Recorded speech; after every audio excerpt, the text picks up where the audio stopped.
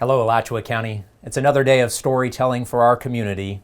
But before we begin, please know that we realize that there will be some of you who tell us that marijuana is a victimless crime.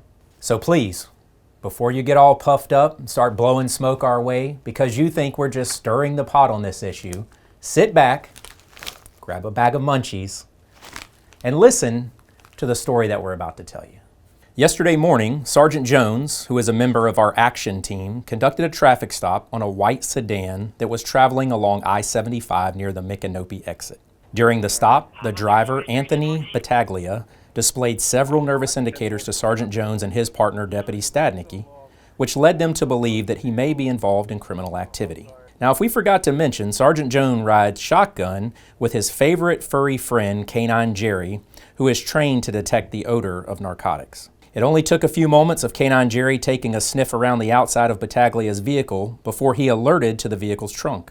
Battaglia was less than cooperative, but Sergeant Jones eventually gained access to the trunk, where he found the felony forest that was conveniently growing inside of Battaglia's vehicle. Now, we realize that medical marijuana is legal within the state of Florida, so it's probably wise for us to inform you that Mr. Battaglia is not employed by a distribution facility, nor does he have a medical marijuana card that would allow him to puff on this 63 pounds of kush.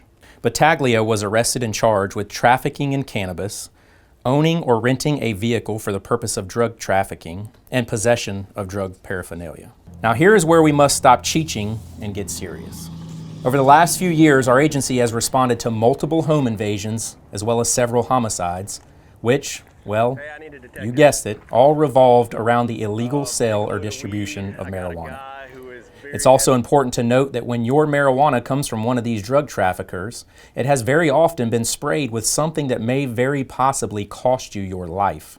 Yes, we're talking about dangerous substances such as fentanyl.